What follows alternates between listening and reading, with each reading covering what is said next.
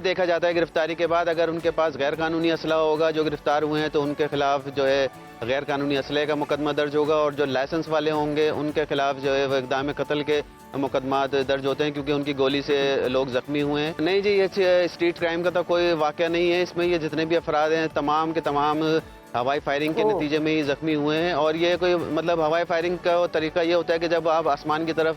करके हवाई फायरिंग करते हैं तो गोली जब वापसी आती है तो आसमान की तरफ से तो लगती है। कराची से हमारे नुमाइंदे आसिफ अली सैयद ने हमें ज्वाइन किया है। आसिफ, बताइएगा 14 अगस्त के मौके पर क्या सूरत हाल रही शहर कायद में? हवाई फायरिंग के काफ़ी वाक़यात रिपोर्ट हुए।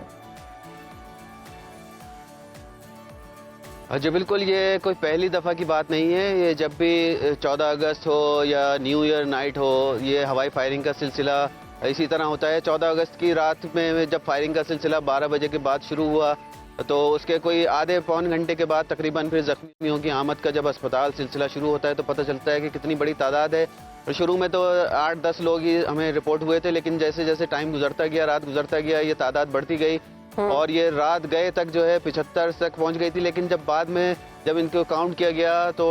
पुलिस सर्जन है डॉक्टर समिया, इन्होंने बताया कि 95 से ज़ायद अफराद तकरीबन ज़ख्मी हुए थे और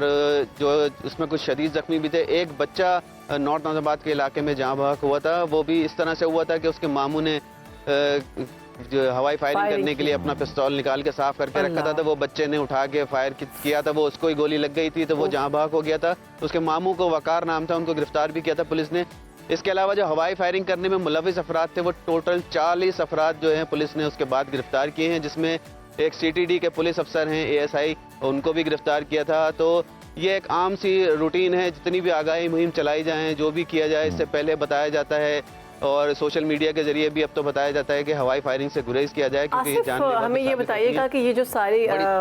लोग जख्मी हुए हैं, कैजुअलिटीज़ हुई हैं, ये सिर्फ हवाई फायरिंग के नतीजे में हुई हैं या फिर मतलब ये स्ट्रीट क्राइम के नतीजे में भी कुछ छीना झपटी में भी गोलियां लगी हैं उनको? नहीं जी, ये स्ट्रीट क्राइम का तो कोई वाक़या नहीं है। इसमें ये जितने भी अफराद हैं तमाम के तमाम हवाई फायरिंग के नतीजे में ही जख्मी हुए हैं। और ये कोई मतलब हवाई फायरिंग का तरीका ये होता है कि जब आप आसमान की तरफ करके हवाई फायरिंग करते हैं तो गोली जब वापसी आती है तो आसमान की तरफ से तो लगती है, तो इस वजह से वो बहुत अच्छा आसिफ, ये बताइएगा कि कराची के कौन से इलाके ऐसे हैं पुलिस की जानिब से आइडेंटिफाई किया गया उन एरियाज़ को कि जहाँ पर मामूल के मुताबिक हवाई फायरिंग के वाक़यात पेश आते हैं?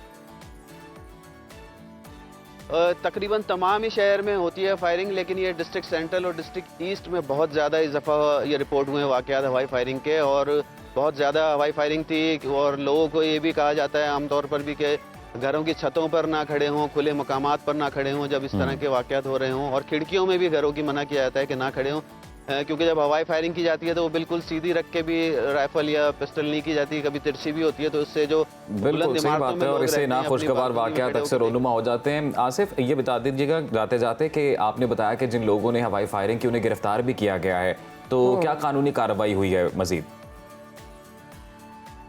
उनका ये देखा जाता है गिरफ्तारी के बाद अगर उनके पास गैर कानूनी असला होगा, जो गिरफ्तार हुए हैं, तो उनके खिलाफ जो है गैर कानूनी असले का मुकदमा दर्ज होगा, और जो लाइसेंस वाले होंगे उनके खिलाफ जो है वो इक़दाम कत्ल के मुकदमा दर्ज होते हैं, क्योंकि उनकी गोली से लोग जख्मी हुए हैं। ओके, तो अब देखना है कि मैं चाहते हैं तो ये बता दें कि ये पहली दफ़ा नहीं हुआ, ये हर साल होता है न्यू ईयर के मौके पर। आपने भी कहा जश्न आज़ादी के मौके पर, तो पहले से कोई इक़दाम नहीं किए गए थे, कोई पुलिस तैनात नहीं थी इन मकामात पर जहाँ पर ज़्यादा हवाई फायरिंग होती है? देखें, पुलिस तो बिल्कुल तैनात होती है, और लेकिन पुलिस की तादाद इतनी नहीं होती क्योंकि पूरा शहर होता है, हज़ारों की तादाद में लोग होते हैं, और पुलिस की तादाद जो है वो सैकड़ों में होती है, तो इनको रोकना तकरीबन नामुमकिन ही होता है, क्योंकि लोग घरों के अंदर से या घरों की छतों से इनको रोकना नामुमकिन होता है। बहुत शुक्रिया आसिफ, आप अपडेट कर रहे थे इस अफसोसनाक वाले जश्न आज़ादी के मौके पर। आवाम कोशिश करती है कि वो कुछ जश्न मनाए, लेकिन कुछ ऐसे अनासर होते हैं जो मतलब वो कहते हैं ना रंग में भंग डालते हैं, और आप खुशी मनाएं एक हद में रहकर। अब देखिए मामू ने जो भांजे कत्ल हो गया ना, वो एक कि आपने वेपन रखा, आपके घर में छोटे बच्चे मौजूद हैं, वो इस चीज़ को नहीं जानते और उसने खुद को फायर कर लिया। और खुशी मनाते वक्त खास ख्याल रखा करेंगे कोई भी ऐसा काम ना करें जो गैर कानूनी है।